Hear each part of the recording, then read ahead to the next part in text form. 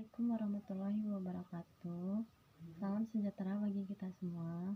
Saya Gaby Santama Putri dari kelompok 4 Statistika Ekonomi Deskriptif ingin mempresentasikan hasil kerja kelompok kami. Sebelum memulai presentasi, saya ingin memperkenalkan anggota kelompok kami. Pertama, yaitu saya sendiri, Gaby Santama Putri. Yang kedua, Rahayu Novian Kuswandi. Yang ketiga, Rita Andriani. Yang keempat, Mailia Elsa Fadilah. Yang kelima, Donald Samosir. Yang keenam, Arif Indrianto. Yang ketujuh, Fikron. Yang ke-8, Ega Muhammad Hidayatullah. Pertama, saya akan mempresentasikan tentang penyajian data. Statistika adalah ilmu mengumpulkan, menata, menyajikan, menganalisis, dan menginterpresentasikan data menjadi informasi untuk membantu pengembalian keputusan yang efektif. Penggunaan statistika manajemen. Yang pertama, menentukan struktur gaji, pesangon, dan tunjangan karyawan. Kedua, menentukan jumlah persediaan barang, barang dalam proses, dan barang jadi. Ketiga, evaluasi produktivitas karyawan. Keempat, evaluasi kinerja perusahaan. Untuk akuntansi, yang pertama, menentukan standar audit barang dan jasa. Kedua, menentukan depresi dan apresiasi barang dan jasa. Ketiga, analisis rasio keuangan perusahaan. Sedangkan untuk pemasaran, pertama, penelitian dan pengembangan produk. Kedua, analisis potensi pasar, segmentasi pasar, dan diskriminasi pasar. Ketiga, peramalan penjualan. Keempat, efektivitas kegiatan produk promosi penjualan. Keuangan. Pertama, potensi peluang kenaikan dan penurunan harga saham, suku bunga, dan reksadana. Kedua, tingkat pengembalian investasi beberapa sektor ekonomi. Ketiga, analisis pertumbuhan laba cadangan usaha. Keempat, analisis risiko setiap usaha. Ekonomi pembangunan. Pertama, analisis pertumbuhan ekonomi, inflasi dan suku bunga. Kedua, pertumbuhan penduduk dan tingkat pengangguran serta kemiskinan. Ketiga, indeks harga konsumen dan perdagangan besar. Agribisnis. Yang pertama, analisis produk tanam, ternak, ikan, dan kehutanan. Kedua, kelayakan usaha dan skala ekonomi. Ketiga, manajemen produksi agribisnis. Keempat, analisis ekspor dan impor produk pertanian. Jenis-jenis statistika. Statistika deskriptif, materi, penyajian data, ukuran pemusatan, ukuran penyebaran, angka indeks, deret berkala, dan peramalan. Statistika induktif. Materi, probabilitas dan teori keputusan, metode sampling, teori pendugaan, pengujian hipotesis. Jenis-jenis data. Data kualitatif, jenis kelamin, warna kesayangan, asal, suku, dan lain-lain. Data kuantitatif dibagi menjadi dua, yaitu yang pertama, data diskrit, jumlah mobil, jumlah TV dijual, jumlah staf, dan lain-lain. Yang kedua, data kontinu, berat badan, jarak tempat, luas rumah, dan lain-lain. Penyajian data. Langkah-langkah pengambilan keputusan dalam statistik deskriptif secara skema menurut Mason dan Lin 1996. Memahami masalah dan jawaban yang diperlukan. Mengumpulkan data yang sesuai dengan masalah dan tujuan. Menata data mentah ke dalam distribusi frekuensi. Menyajikan data distribusi secara grafik. Menarik kesimpulan mengenai permasalahan. Kami telah mengumpulkan data, yaitu data harga saham tertinggi Bank BCA periode 16 November sampai 30 Desember 2020. Setelah mengumpulkan data, kami memasukkan ke dalam tabel. Distribusi frekuensi. Distribusi frekuensi adalah pengelompokan data ke dalam beberapa kategori yang menunjukkan banyaknya data setiap kelompok, dan setiap data tidak dapat dimasukkan ke dalam dua atau lebih kategori. Mengurutkan data dari terkecil ke terbesar atau sebaliknya. Membuat kategori kelas, jumlah kelas K sama dengan 1 ditambah 3,322 log N, di mana 2K lebih besar dari N, di mana K jumlah kelas, N jumlah data. Membuat interval kelas.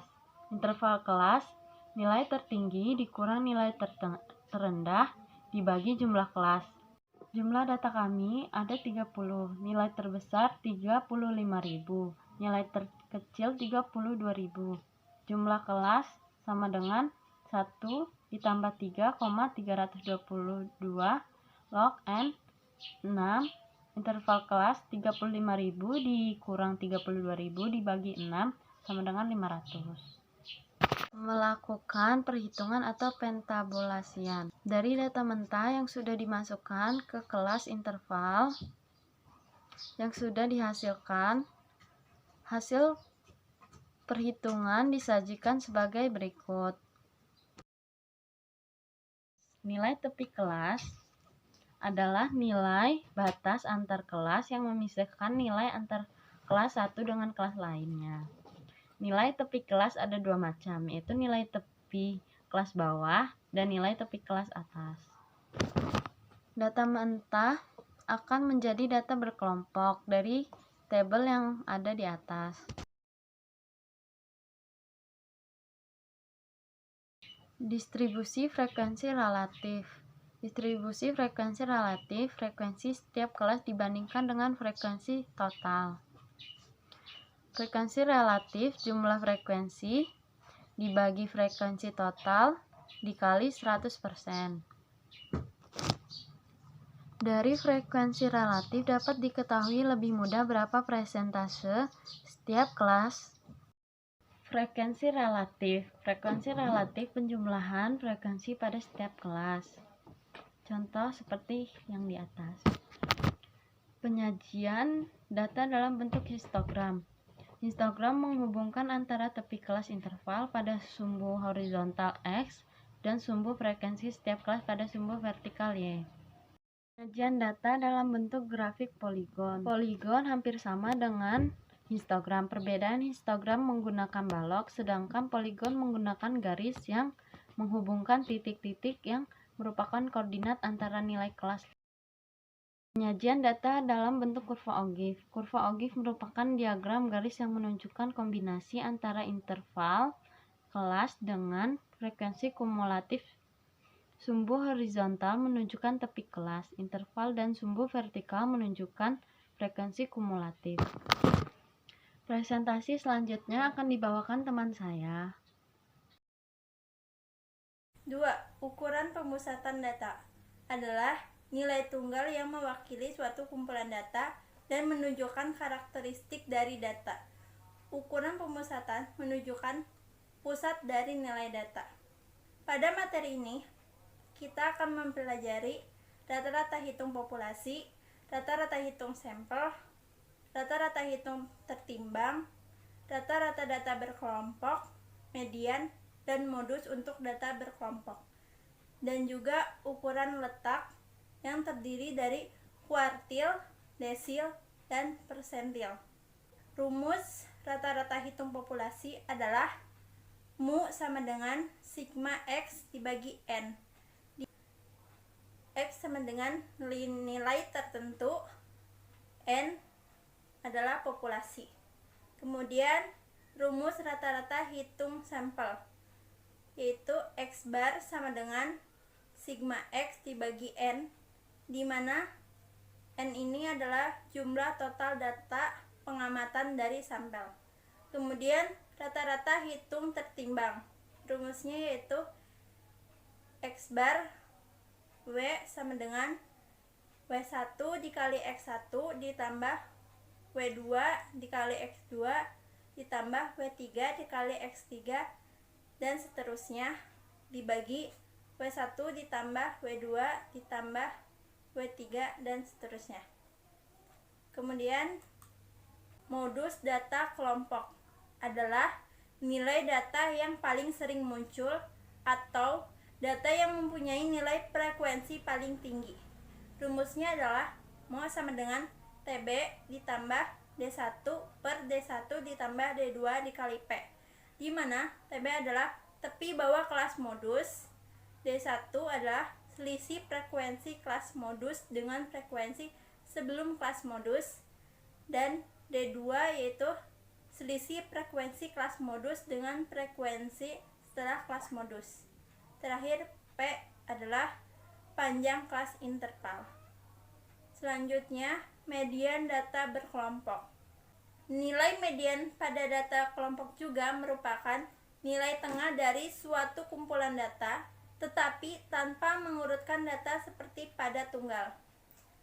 Rumusnya adalah median sama dengan Q2 sama dengan TB ditambah 1/2N dikurang FK per FI dikali P. Nah, TB merupakan tepi bawah kelas median, N merupakan jumlah seluruh frekuensi, FK merupakan jumlah frekuensi sebelum kelas median, FI merupakan frekuensi kelas median, dan P merupakan panjang kelas interval. Kuartil adalah ukuran letak yang membagi 4 bagian yang sama. K1 sampai 25% data, K2 sampai 50%, dan K3 sampai 75%.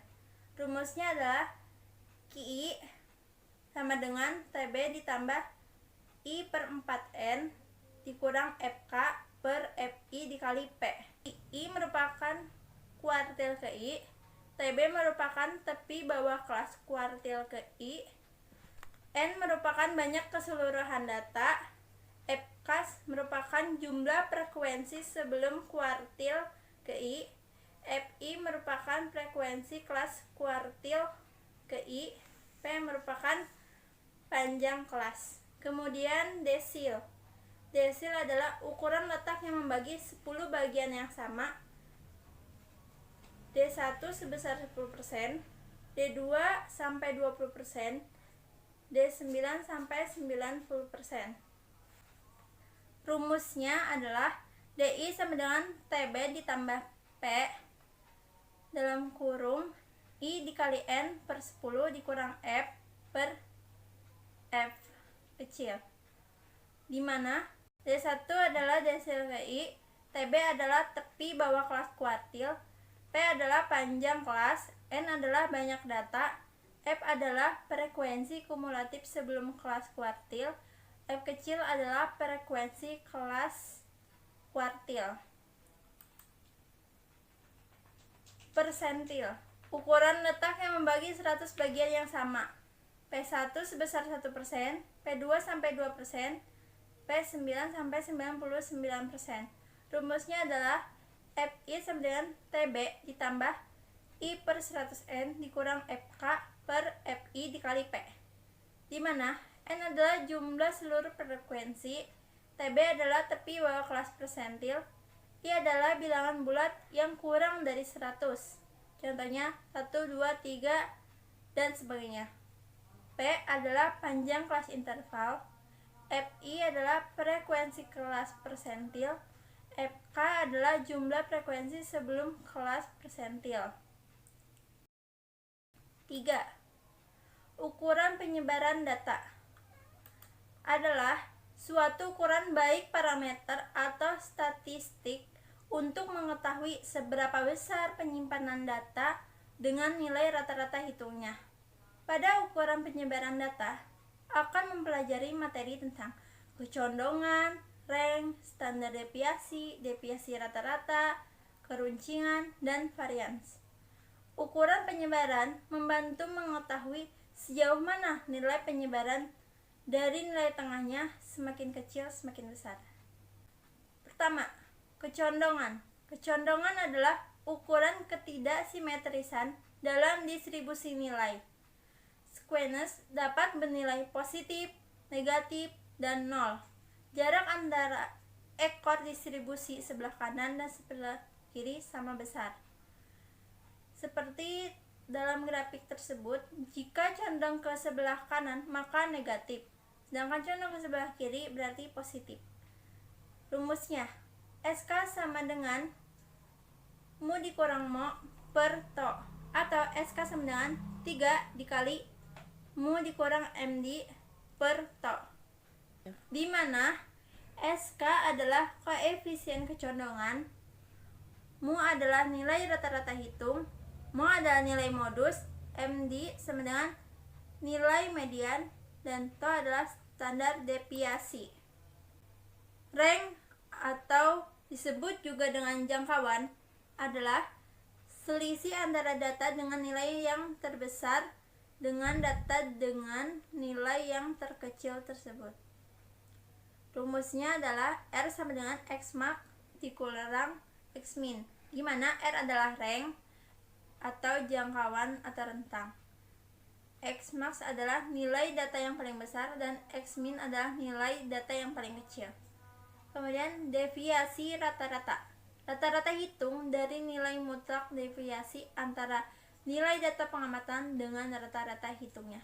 Rumusnya adalah MD sama dengan sigma X min X bar per N, di mana MD yaitu deviasi rata-rata, X yaitu nilai setiap data pengamatan, X bar yaitu nilai rata-rata hitung dari seluruh nilai pengamatan, N yaitu jumlah data atau pengamatan data sampel atau populasi, sigma adalah lambang penjumlahan, dan terakhir lambang nilai mutlak.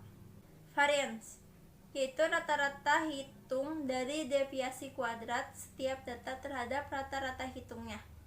Rumusnya adalah to kuadrat sama dengan sigma X min mu kuadrat per N, di mana to kuadrat yaitu varians populasi, X yaitu nilai setiap data atau pengamatan dalam populasi, mu yaitu nilai rata-rata hitung dalam populasi, N yaitu jumlah total data atau pengamatan dalam populasi, dan sigma yaitu simbol operasi penjumlahan. Adapun rumus yang lain yaitu S kuadrat sama dengan sigma X min X bar kuadrat per N dikurang 1.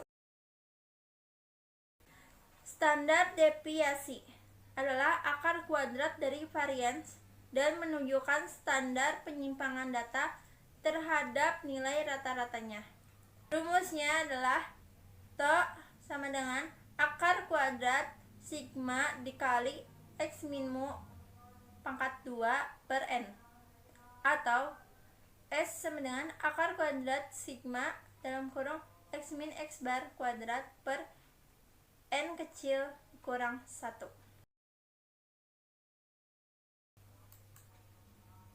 Keruncingan adalah ukuran mengenai tinggi rendahnya atau runcinya suatu kurva.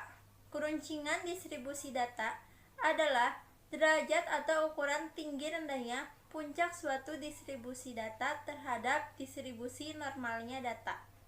Keruncingan distribusi data disebut kurtosis. Dalam tabel tersebut ada leptokurtis, yaitu jika puncak relatif tinggi, sedangkan mesokurtis yaitu jika puncaknya normal. Terakhir platikurtis yaitu jika puncak terlalu rendah. Rumus data yang tidak dikelompokkan. Alpha pangkat 4 sama dengan 1 per N sigma dalam kurung X min mu pangkat 4 per to pangkat 4, di mana alpha pangkat 4 yaitu koefisien kurtosis, N yaitu jumlah data, X yaitu nilai data, mu yaitu nilai rata-rata hitung data, dan to adalah standar deviasi. Kemudian rumus data yang dikelompokkan yaitu alpha pangkat 4 sama dengan 1 per N sigma F dikali X min mu pangkat 4 per to pangkat 4, di mana alpha pangkat 4 yaitu koefisien kurtosis, N yaitu jumlah data, F yaitu jumlah frekuensi kelas, X yaitu nilai tengah kelas, mu yaitu nilai rata-rata hitung data, dan T yaitu standar deviasi.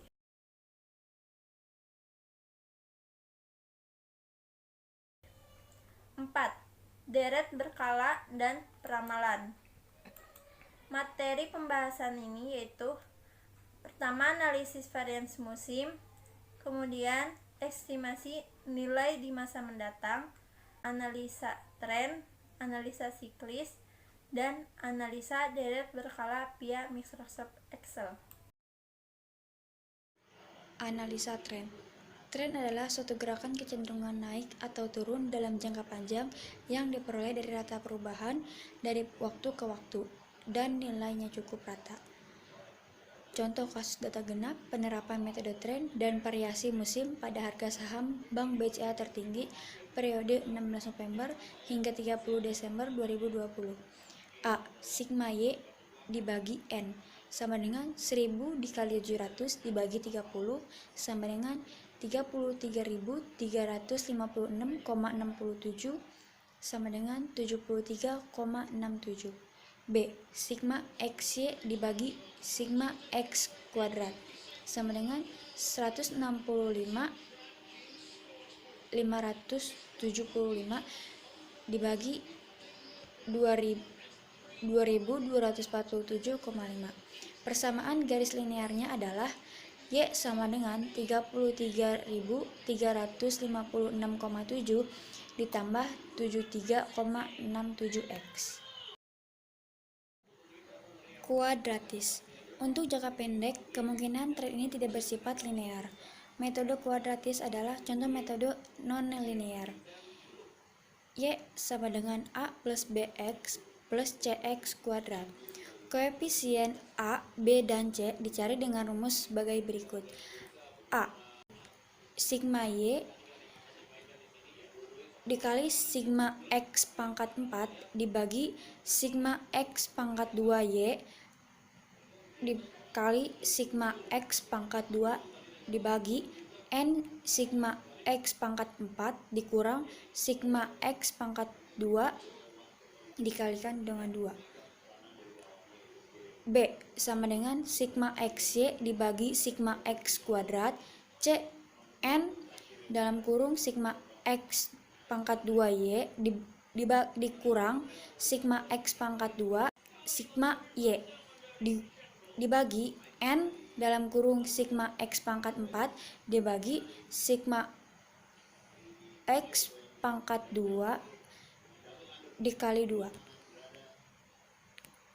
Eksponensial. Persamaan eksponensial dinyatakan dalam bentuk variabel. Waktu X dinyatakan sebagai pangkat. Untuk mencari nilai A dan B dari data Y dan X digunakan rumus sebagai berikut. Y sama dengan A dalam kurung 1 tambah B X. ln Y sama dengan ln A ditambah X ln dalam kurung 1 tambah B, sehingga A anti N sigma ln Y dibagi N, B sama dengan anti N sigma X ln Y dibagi sigma X pangkat 2 min 1.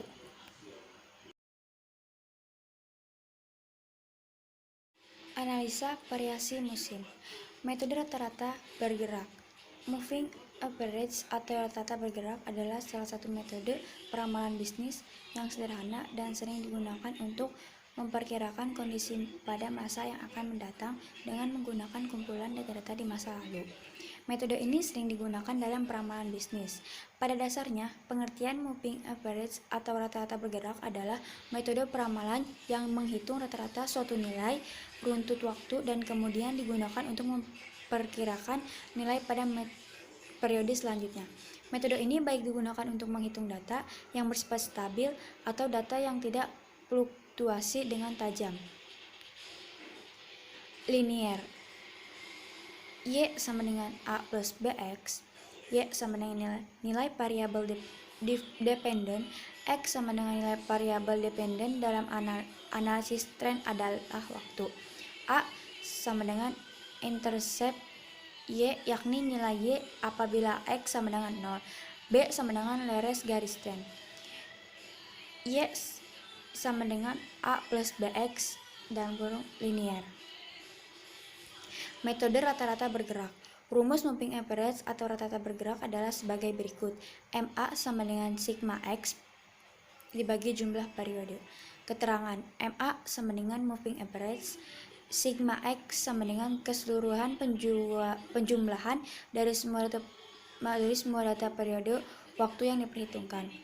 Jumlah periode sama dengan jumlah periode rata-rata bergerak atau dapat ditulis dengan MA sama dengan dalam kurung N1 plus N2 plus N3 plus selanjutnya.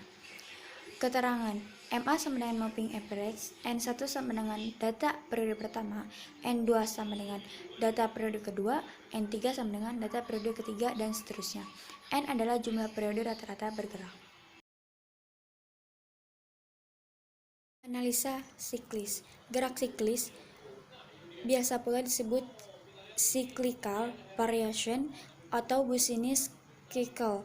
Gerak siklis adalah gerak naik atau turun secara periodik dalam jangka panjang, 5, 10, 20, 25 tahun atau bahkan lebih. Tendensi gerak siklis seringkali diakibatkan oleh kegiatan perusahaan, misalnya penjualan mobil, pembangunan gedung, perkembangan tingkat harga barang-barang, volume tabungan, volume kredit, dan sebagainya. Bisnis siklis adalah salah satu contoh gerakan siklis yang menunjukkan jangka waktu terjadinya kemakmuran, prosperity, krisis, recession, kemunduran atau depression, dan pemulihan atau recovery. Pembagian masa-masa ini dapat diukur dari satu puncak ke puncak lain, atau dari masa krisis ke masa krisis yang lain. Cara menghitung gerak siklis yaitu Y sama dengan T kali X kali C kali I. Maka TCI sama dengan Y dibagi S, CI sama dengan TCI dibagi T, I sama dengan CI dibagi C. Di mana CI adalah indeks siklus. Dipandang dari aspek ekonomi, gerak siklis memiliki hubungan erat antara satu kegiatan dengan kegiatan lain.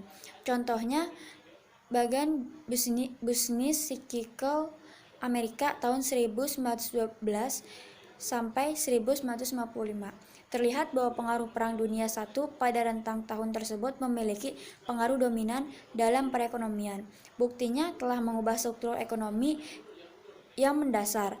Amerika berubah menjadi negara kreditur, sedangkan Jerman berubah menjadi negara debitur.